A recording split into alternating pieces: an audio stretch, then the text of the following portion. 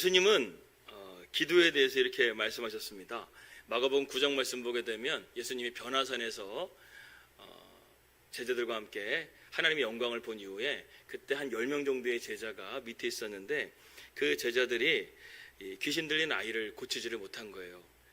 그래서 예수님이 오셔가지고 이제 그 귀신 들린 아이를 고쳐주시면서 이제 나중에 제자들이 묻습니다. 주님, 왜 우리는 이 아이의 귀신 들린 것을 고치지 못했습니까? 그렇게 말을 하자 마가복음 9장 28절에서 예수님이 이렇게 말씀하십니다. 이르시되 기도 외에는 다른 종류가 나갈 수가 없다. 이렇게 말씀하셨다는 것이죠.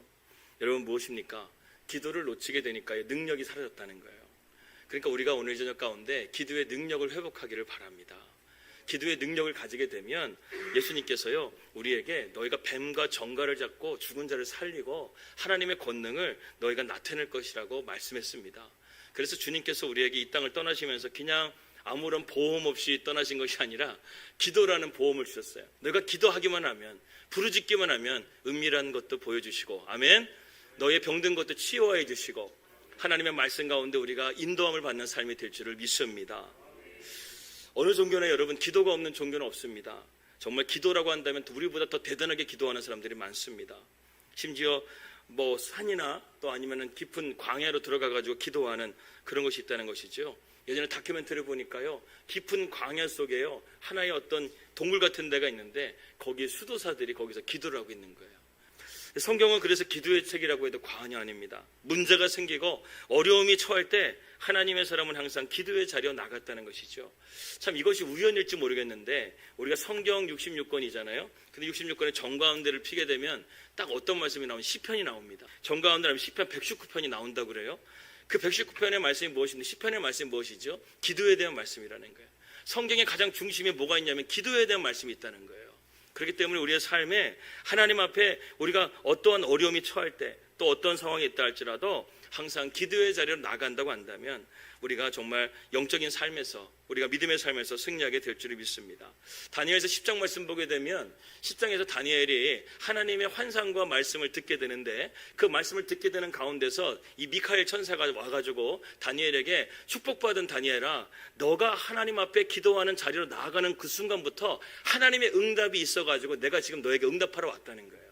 내가 기도하려고 하는 자세만 취했는데도 불구하고 하늘의 하나님께서 그것을 기뻐하셔가지고 응답하시기 위해서 처음에는 가브리엘 천사가 왔었는데 이 바사국이라고 하는 영적인 이 마귀 사탄의 제국이 그걸 막고 있었다는 것이죠. 그러니까 하나님의 군대 장관이 미카엘 천사를 보내셔가지고 이 마귀 사탄의 군대를 회파하셔서 다니엘에게 지금 기도에 응답을 주시기 위해서 왔는데 그게 어떤 응답이었냐? 메시아에 대한 응답이었다는 거예요.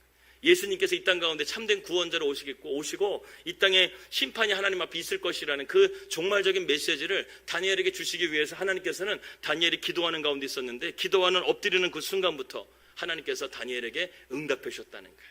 여러분 오늘 이 자리에 오는 순간부터 하나님께서 여러분들 가운데 이미 응답이 떨어진 줄 믿습니다.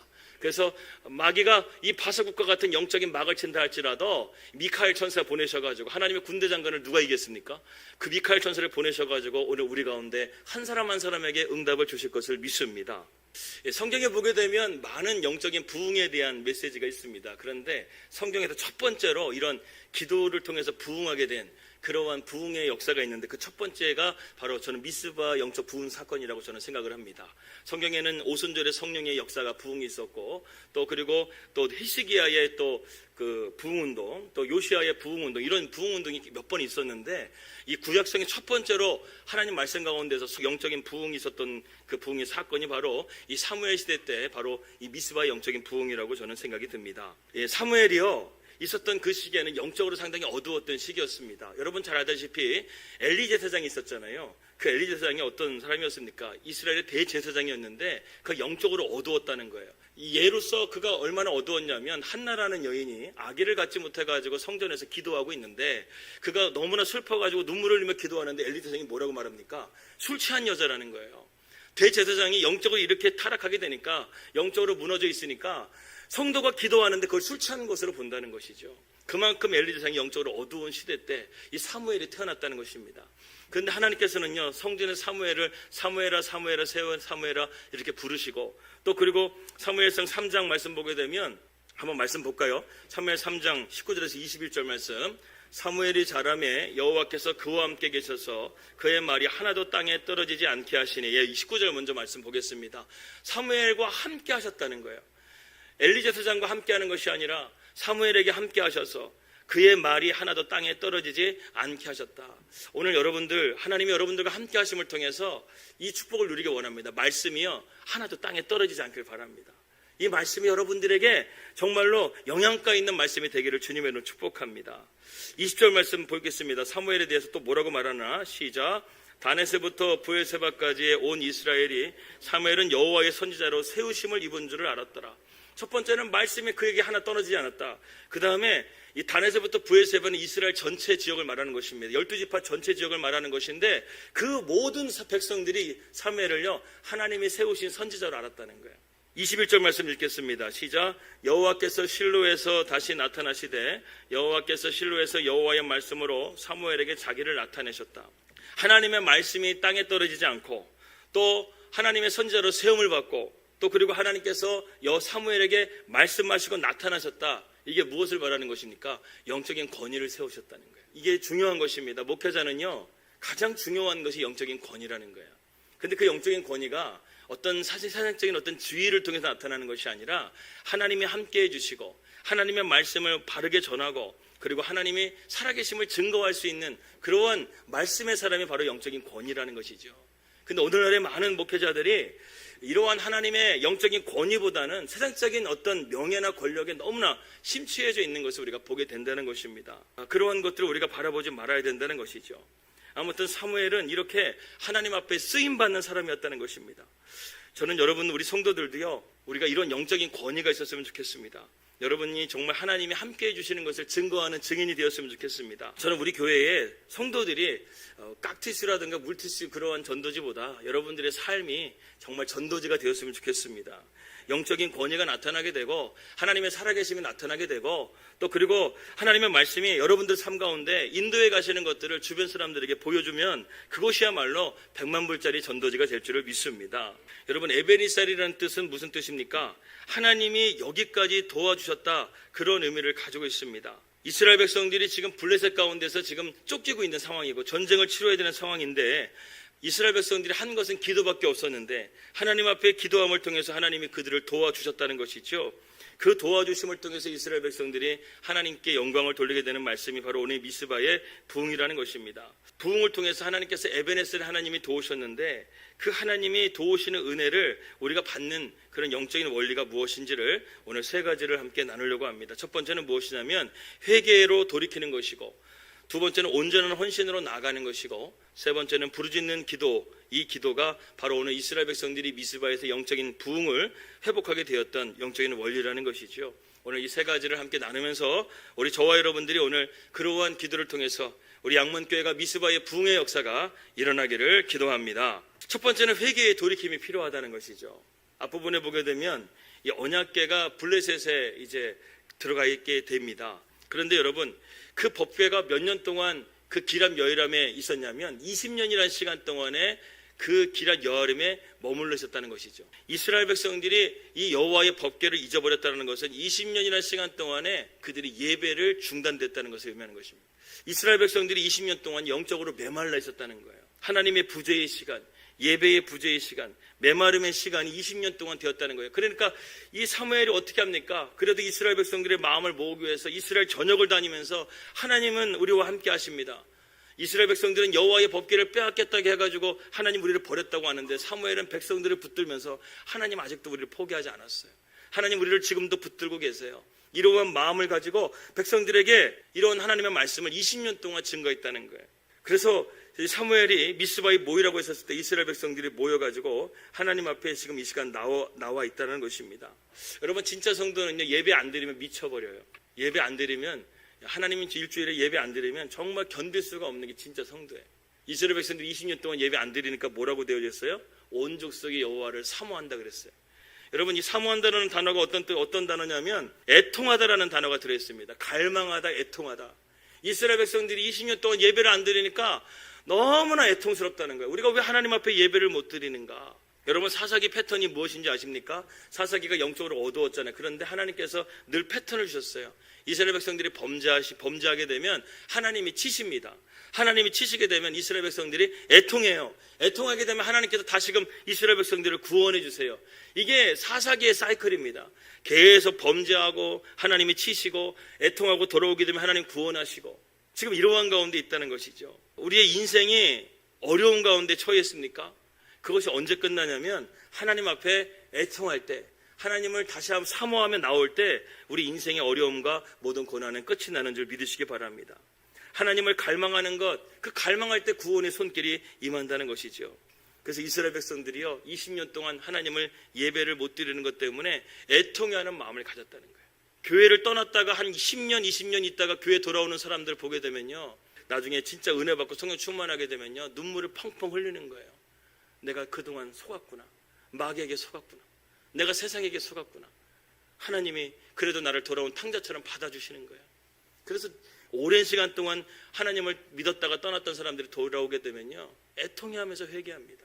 그리고 하나님 앞에 자신의 죄를 회개한다는 것이죠. 팔복에 보게 되면요 애통하는 자는 위로를 받을 것이라고 말하고 있습니다. 그래서 이런 말이 있어요. 아무리 옥토라고 할 때 물이 빠지면 사막이 되고, 아무리 사막이라 할지라도 물이 들어가면 목토가 된다는 거예요. 할렐루야. 아무리 옥토라고 하더라도 물이 빠지게 되면 그것은 사막이 되는 거예요. 예전에 아프리카 그 다큐멘터리 보니까 아프리카의 우기와 건기가 분명하지 않습니까? 우기가 딱 내리게 되면은 순식간에 그 광야가요 순식간에 꽃밭이 되고 식물이 자라고 막 물이 있으니까요 모든 짐승들이 마치 에덴 동산처럼 풍요로운 그런 곳이 되는데, 우기가 짧잖아요. 건기가 오기 시작하면서 마르기 시작하는데 순식간에 광야가 되니까요 그곳에 아무것도 없는 거예요. 마찬가지로 우리의 삶 가운데 이러한 영적인 물이 빠지게 되면 우리의 마음은 갈가 갈아지게 되고 사막이 되는 것입니다. 그러나 우리의 마음 가운데 하나님의 은혜의 눈물이 살아있고, 감격의 눈물이 살아있고, 애통해하는 눈물이 살아있다고 한다면 우리의 마음은 하나님께서 옥토와 같이 우리를 바꿔 주신다는 것이죠. 그래서 시편 126편 말씀에도 이런 말씀이 있잖아요. 눈물로 씨를 뿌리는 자는 기쁨으로 그 단을 거둘 것이라. 울며 씨를 뿌리는 자는 반드시 그 기쁨으로 단을 거둘 것이라고 말씀했다는 것입니다. 여러분 마음속에 정말 하나님 앞에 쏟아붓고 싶어하는 것들이 참 많이 있을 겁니다. 어떻게 매일같이 여러분 우리 가정에서 나오는 게 뭐예요? 쓰레기죠. 쓰레기 우리 매일 버리지 않습니까? 우리의 영적인 마음에도요 이런 쓰레기와 같은 것들이 자꾸만 쌓인다는 거예요. 이것을 누구에게 깨끗하게 씻겨 내려가야 되는가? 우리가 하나님 앞에 마음을 쏟아내는 기도의 자리로 나갈 때 이걸 쏟아낼 수 있다는 것이죠. 우리가 계속해서 하나님 앞에 우리가 눈물로써 또 기도로써 우리의 마음을 쏟아내게 되면 우리 안에 이런 막혀져 있는 것들이 뚫어지게 되고, 할렐루야, 쓰레기와 같은 것들이 나가게 된다는 것입니다. 하나님 앞에 눈물로써 기도하세요. 하나님 앞에 부르짖어 기도하세요.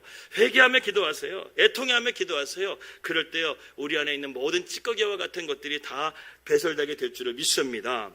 7장 9절 말씀을 다 같이 한번 읽도록 하겠습니다. 7장 9절입니다. 시작. 사무엘이 젖 먹는 어린 양 하나를 가져다가 온전한 범죄를 드리고 이스라엘을 위하여 여호와께 부르짖음에 여호와께서 응답하셨더라.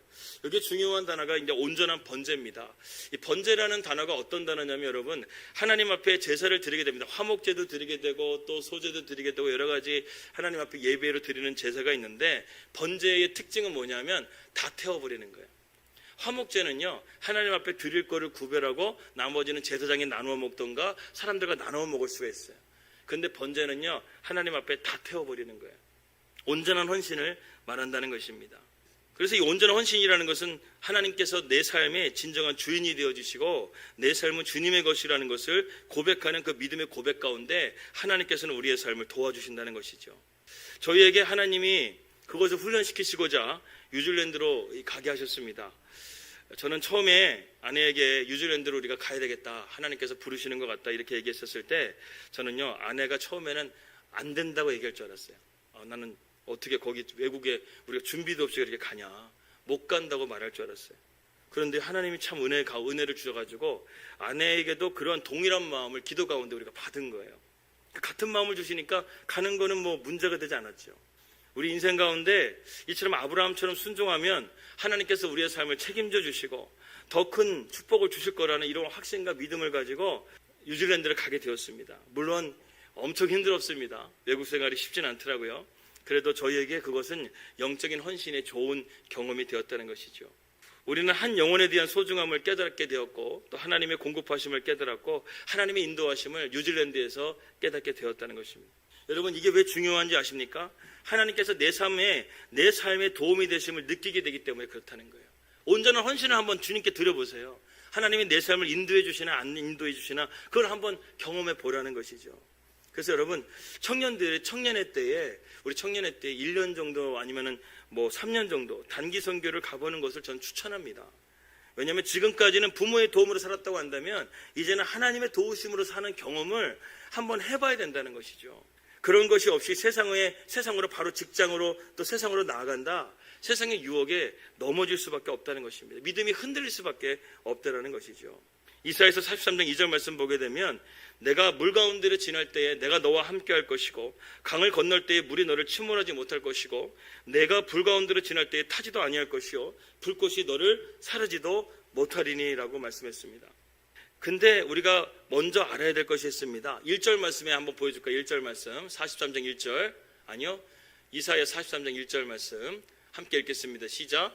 야곱아 너를 창조하신 여호와께서 지금 말씀하시느니라. 이스라엘아 너를 지으신 이가 말씀하시느니라.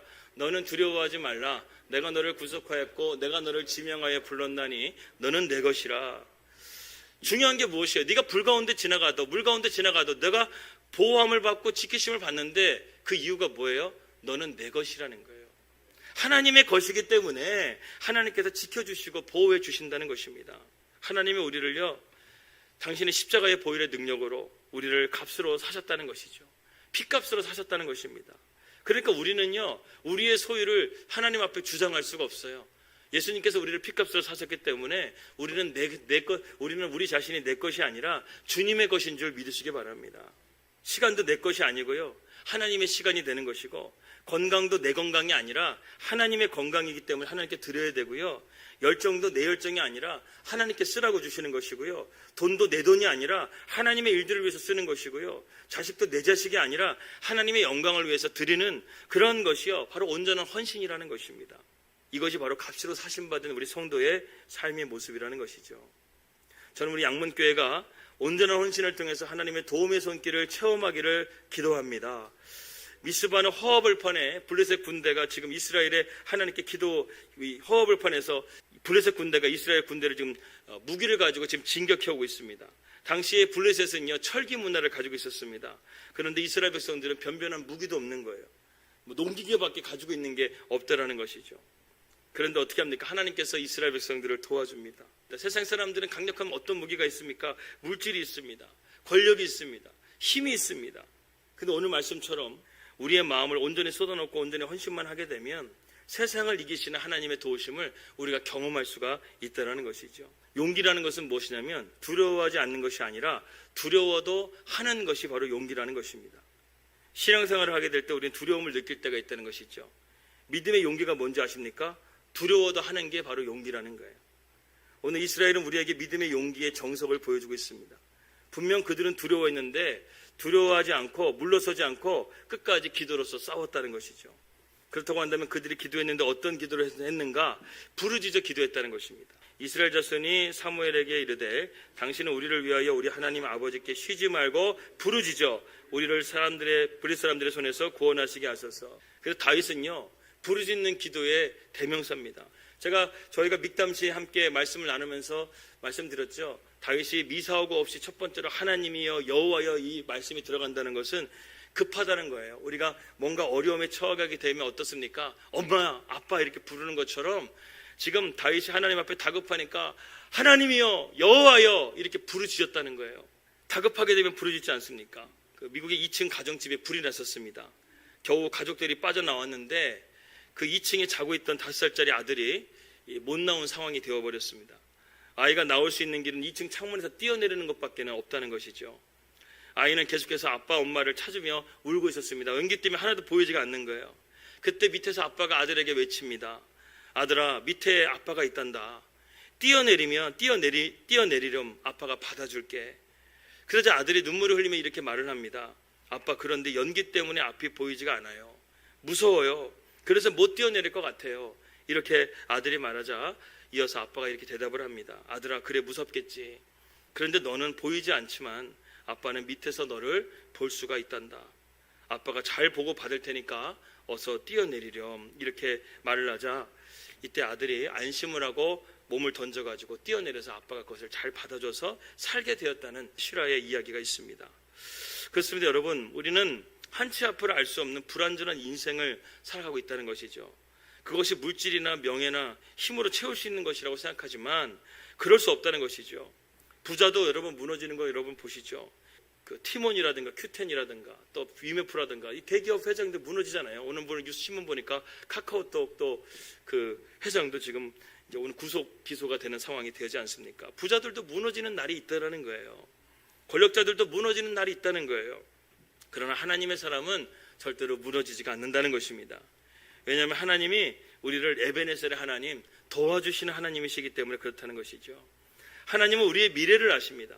우리를 구원하실 수 있는 유일하신 분이 바로 우리 하나님이라는 것이죠. 시편의 다윗은 자신의 미래를 아시고 도우셨던 하나님을 시편 18편에서 이렇게 고백을 하고 있습니다. 함께 다 같이 한번 읽겠습니다. 시작. 나의 힘이신 여호와여, 내가 주를 사랑하나이다. 여호와는 나의 반석이시여, 나의 요새시여, 나를 건지시는 이시여, 나의 하나님이시여, 내가 그 안에 피할 나의 바위시여, 나의 방패시여, 나의 구원의 뿌리시여, 나의 산성이시로다. 다윗이 인생 가운데 만났던 하나님을 이렇게 고백하고 있습니다. 여러분, 이렇게 확실하게 하나님은 우리의 도움이 되십니다. 할렐루야. 이런 말씀을 붙들고 여러분 기도하라는 거예요. 여러분, 제가 기도 중에 가장 강력한 기도는 오늘 제가 여러분들에게 드린 말씀을 붙들고 기도하는 것입니다. 에베네셀의 하나님의 도우심을 받기 위해서 우리가 첫 번째 어떻게 되는가? 첫 번째로 회개로 돌이키는 기도를 드리십시오. 하나님 앞에 눈물을 쏟아내십시오. 애통하는 기도를 드리십시오.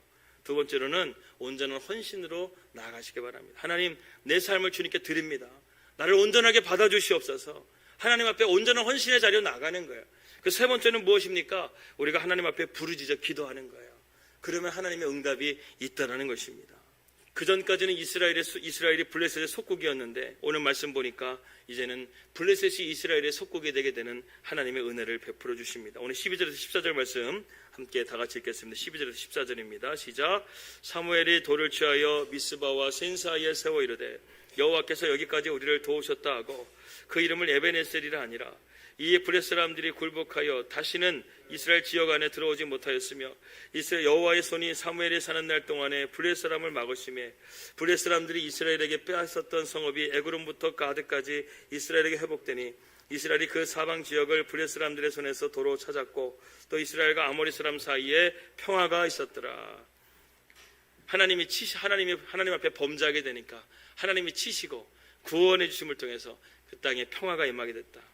우리의 미래를 다 아시는 하나님, 우리의 상황을 모든 것을 다 아시는 하나님께서 오늘 이 시간 가운데 우리의 길을 밝히 보여주시고 갈 길을 밝히 보이시니 주 앞에 빨리 나갑시다. 이 찬송가의 고백과 같이 오늘 이 시간 가운데 우리의 길을 밝히 보여주시는 하나님, 또 우리를 도우시는 하나님, 그 하나님이 오늘 저와 여러분들의 하나님이 될 수 있기를 주님의 이름으로 기도합니다.